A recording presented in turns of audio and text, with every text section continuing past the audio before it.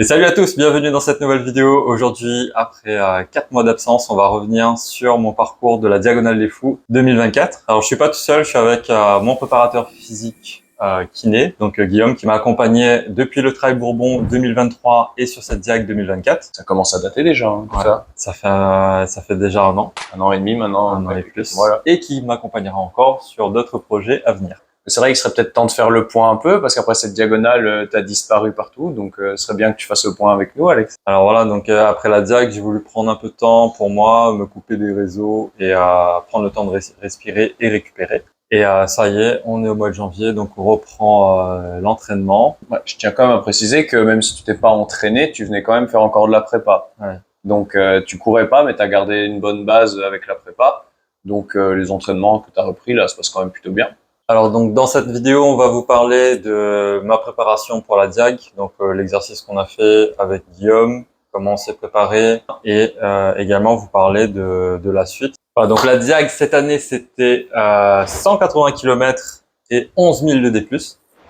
Alors pour ceux qui n'ont pas encore vu le vlog, je vous invite à aller le voir. Et donc nous on va parler de comment j'ai commencé donc pour atteindre cet objectif de cette diagonale 2024. Donc j'ai commencé le trail il y a 3 ans et demi maintenant.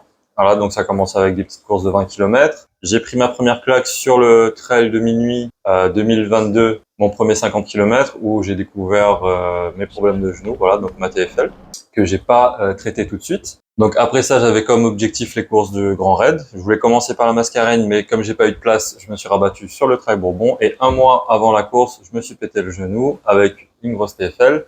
Et c'est à ce moment-là que j'ai rencontré Guillaume. Salut. Alors il faut savoir en plus que tu as été forcé à venir me voir. Oui. Puis bah du coup j'ai rencontré Alex 1 mois avant le Trail Bourbon. Il arrive, il a un gros TFL et un gros syndrome fémoro-patellaire, ces deux pathologies. Vous pouvez aller voir sur internet si vous voulez. Il me dit ouais, dans 1 mois j'ai le Trail de Bourbon, alors qu'il arrivait un peu en boitant ce jour-là. Donc on a fait ce qu'on pouvait et au final il a fini son Trail de Bourbon. Très bien fini. Après c'est là que je lui ai proposé, vu qu'il avait fini le Trail Bourbon et qu'il faisait la diagonale, de lui proposer ce qu'on appelle la préparation physique, parce que même les coureurs ont un intérêt à soulever de la fonte. Voilà, donc l'objectif après la fin de cette course, c'était donc la Diagonale des Fous. Mois de janvier, je me suis inscrit. Tirage au sort, j'ai été pris, donc hyper chanceux. Une fois qu'on a inscrit, c'est une motivation de plus pour bosser. Et voilà, on a travaillé ça avec Guillaume, donc sur toute cette année 2024, qui a conduit à ce résultat. Donc pour ceux qui savent pas, j'accompagne Alex que ce soit sur la préparation physique, mais également les entraînements de course. J'ai fait les deux. Pour tous les coureurs qui regarderont cette vidéo, il faut savoir c'est intéressant de soulever de la fonte. Ça fait travailler la force, et la force, ça permet de mieux recruter les fibres musculaires, et du coup après, on court mieux. C'est très résumé, les puristes me détruiront en commentaire, mais c'est pas grave. Donc par contre, vous pouvez faire ça de votre côté, et c'est quand même important de se faire encadrer par quelqu'un qui s'y connaît un peu. Il y en a plein sur la Réunion. Et puis là, le programme d'Alex, il s'est basé sur plusieurs phases qu'on appelle des mésocycles. Il y a le macrocycle, du coup, qui a été du Trail de Bourbon à la Diagonale. Et puis il y a eu 4 mésocycles, que ça, c'est ma manière de faire. Chacun fait sa manière comme il veut. Et du coup, on a d'abord travaillé la force avec Alex, puis après, on a travaillé la force et son explosivité. Et puis on a introduit la pliométrie, donc c'est des sauts très rapides, beaucoup de gainage, et aussi il y a toute la partie entraînement course qu'on a fait, où là aussi c'est segmenté, mais c'est à ma manière, et chaque entraîneur a sa manière. Et je pense que ma manière a bien réussi à Alex, vu qu'il a réussi à nous finir cette diag. Donc Alex a aussi dit, on parlerait nutrition, mais je n'aborderai pas vraiment ce sujet, parce qu'Alex est une aberration en nutrition sportive. On est censé prendre une certaine quantité de glucides quand on court, on est censé faire attention à ce qu'on avale, éviter les lipides, machin. Même si sur l'ultra trail il y a quelques exceptions, et ben lui c'est une sacrée exception parce qu'il s'enfile des rougailles saucisses piment à chaque ravito. Voilà, j'ai été suivi donc également par une nutritionniste avec le groupe Isiocat, donc Hilary que je salue. De très bons conseils. Voilà, la course elle se fait au feeling, même si on a des encas on va dire préparés. Mentalement ça fait du bien. En tout cas, je sais pas, pour moi réunionnais, de trouver du goût, de la saveur en course. Voilà, donc le rougail saucisse. Franchement, ça requinque, et surtout mentalement. Mentalement, ça fait du bien. Ouais, et j'ai pas eu de soucis particuliers par rapport à ça. Non, mais je suis entièrement d'accord avec toi. Mais pour toute personne qui commencerait l'ultra endurance et qui n'est pas habituée à manger rougail saucisse piment, je conseillerais pas. Et même moi qui adore ça, je mangerais pas ça sur une course d'endurance parce que j'ai pas l'habitude. Un des trucs qui est vraiment important quand on fait de l'ultra endurance, c'est d'avoir un estomac dit un estomac d'acier qui peut avaler n'importe quoi. Et ça, c'est en s'entraînant aussi. Donc toi, c'est avec tes courses où tu as pris l'habitude de manger comme ça en faisant des petites courses que tu peux te permettre de faire ça sur une course pareille. Maintenant, c'est bien beau, mais Alex a dit qu'il continuait la prépa avec moi sur cette année, donc il va peut-être expliquer ce qui l'attend. Voilà, donc la diagonale, c'est fait. C'est un très bel objectif. Et maintenant, donc il y a une course qui se prépare maintenant à La Réunion. Je pense que vous êtes au courant. Donc il s'agit de l'ultra-terrestre. Voilà, donc un 224 km annoncé. C'est un très gros ultra-trail donc se prépare à La Réunion et ce sera donc l'objectif de cette année 2025. À préciser que c'est en mai et qu'il y a encore plus de dénivelé que la Diag. Voilà, c'est ça. Parce que tu dis que les 220, mais il y a aussi 14 000 de D, je crois. 14 000 et quelques de dénivelé, voilà. Ça va piquer. Ouais. Ouais, c'est rigolo. Donc avec Guillaume, voilà, donc c'est les séances en salle, une programmation d'entraînement de course, du footing, de la rando, du vélo, du fractionné, pas mal d'exos. Ce qui est bien, c'est que moi, ça me permet de pas réfléchir à ce que je dois faire. J'ai une programmation et je suis la programmation. Voilà. Maintenant, on va voir ce que ça vaut pour le 220 parce que tu nous as quand même coupé 4 mois. Tu avais besoin de te ressourcer, mais ça fait 4 mois de moins sur la prépa, donc je ne doute pas que tu vas y arriver, mais les barrières horaires sont un peu courtes quand même, et ça va être violent. Elles sont chaudes, ouais. Donc c'est une course qui se veut assez difficile, voilà, donc où les barrières sont assez relevées, où pas n'importe qui peut s'inscrire. Voilà, il faut quand même une assez bonne préparation pour participer à cette ultra-terrestre. Et voilà, donc c'est un nouveau défi et j'espère le relever. À préciser pour ceux qui savent pas que la Diag, techniquement, tu peux la finir en marchant. Oui. Tu la finis juste avant la barrière horaire, mais tu peux la finir en marchant. Alors que là, la course que tu vas faire là, t'es obligé de courir. Ouais. Obligé, t'es sûr? Ouais. Peut-être moins de pause. Mais... Bah, il faut voir, ça c'est un plan, parce que chaque course se prépare quand même avec un plan. Donc il faudra voir avec les ravitaux ce que tu fais à chaque ravito. Parce que sur la course, on avait dit aussi qu'il fallait planifier ta nutrition, ton hydratation, mais aussi les siestes. D'ailleurs, tu m'as étonné parce qu'il écoute pas tout le temps ce que je dis, mais tu m'as bien écouté sur les siestes lors de la Diag et ça a bien réussi. Quand je t'avais vu, ça faisait quoi, 40 heures que tu courais quand on s'est croisés? Ouais. Ouais, t'étais vraiment frais quand même, pas trop fatigué. T'es parti, t'as attaqué le reste direct. Ouais, ça va, j'étais bien lancé. J'ai mieux géré que le travail Bourbon au niveau de la fatigue. Voilà, des petites micro-siestes qui font beaucoup de bien et ça permet de continuer.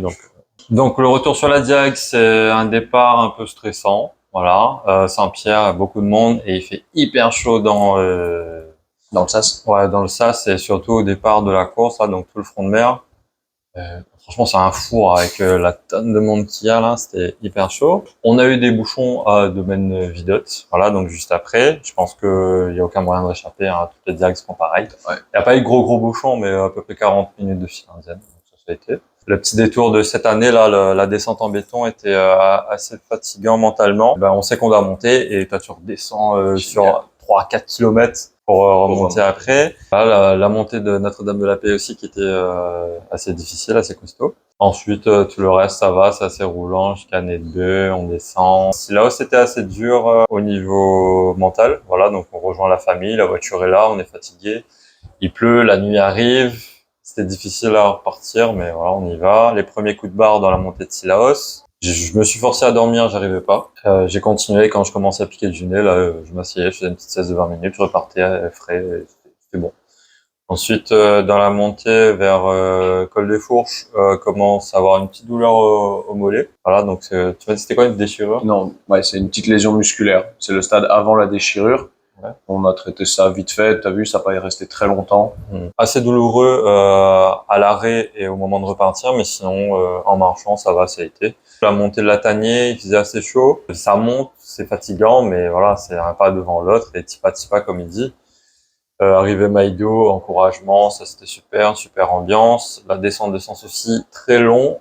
Le ravito de Savannah, meilleur ravito. Franchement, c'était top, on a bien mangé. Et puis on arrive à la position où je croise Guillaume et le petit massage magique. Tu t'y attendais pas à me voir d'ailleurs. Ouais. Alors, franchement, ça fait super plaisir. Et puis voilà, donc on termine la course avec ma mère et ma sœur et on rejoint tout le monde à l'arrivée. Franchement, c'était super. Le lendemain de course, donc moi j'avais mal au mollet, donc direct je vais voir Guillaume. Et puis voilà, donc on a traité ça sur à peu près un mois. Ouais, ça a pris un petit mois. Un mois, voilà. Alors j'ai mal au mollet et il me fait travailler le mollet. Moi, je comprends pas ce qui se passe, mais ça fonctionne. Voilà. En gros, une lésion musculaire, tes fibres musculaires qui sont censées être comme ça, elles se séparent. Ce qui arrive pour les gens qui se font, enfin, qui ne traitent pas et qui ne la travaillent pas, si tu veux, les fibres musculaires, elles vont cicatriser comme ça. Et donc après, bah, ça glissera moins bien. Et en faisant des exercices en charge comme on a fait, ça va retirer les fibres petit à petit et pour qu'elles recoulissent mieux. Et l'avantage, bah, t'es venu me voir le lendemain, donc ça n'avait pas le temps de cicatriser. On a tout de suite remis les fibres dans le bon sens. Et bah voilà, maintenant t'as plus rien et en un mois c'était parti quoi. Voilà, donc nouvel objectif, donc ultra-terrestre, nouveau programme d'entraînement. Ouais, bah comme on avait vu que t'es quand même venu après la diag, on a quand même continué cette base de force, cette base un peu de gainage. Maintenant là, vu que ton objectif est en mai et plus au niveau du grand raid, on doit un peu accélérer. Donc la prépa c'est un peu accéléré. On a réintroduit un peu plus vite tout ce qui était saut, tout ce qui était gainage, on l'a bombardé un peu plus. Là, tu vois, on fait plus qu'avant. Et puis niveau course, etc. Bah on va essayer d'aller un peu plus vite que l'année dernière. On n'a pas le choix. Pas trop vite non plus parce qu'on sait que des fois t'as vite mal au genou quand même. Bon, c'est comme ça avec toi, on sait, il faut faire attention. Et du coup, j'essaye de planifier le truc pour que tu puisses t'entraîner plus fort qu'avant sans te faire mal. C'est mon objectif en tout cas. Super programme, en tout cas je compte sur toi. Bah, j'essaye, je fais de mon mieux. Voilà. J'attends toujours mon rogaille saucisse. Je sais pas si des gens sont intéressés à faire une prépa avec toi, comment ça se passe? Il va me contacter sur Insta. Donc n'hésitez pas à vous contacter Guillaume sur sa page Insta. Le lien sera là. Là, voilà. Ça lui fait 20 minutes de montage. Et vous. Donc à venir, donc sur la chaîne, on aura quelques vidéos de reconnaissance du parcours de l'Ultra Trail des géants, de l'Ultra terrestre. Si jamais ils sont intéressés, on peut aussi faire une vidéo un peu sur ta session de prépa, hein, s'ils ont envie de voir ce que ça donne. Ouais, n'hésitez pas à nous dire, est-ce que vous souhaitez voir une vidéo de la préparation pour cette ultra terrestre, c'est-à-dire de maintenant, voilà, donc jusqu'à la course, on va essayer de vous filmer ça en espérant qu'on franchisse cette ligne d'arrivée.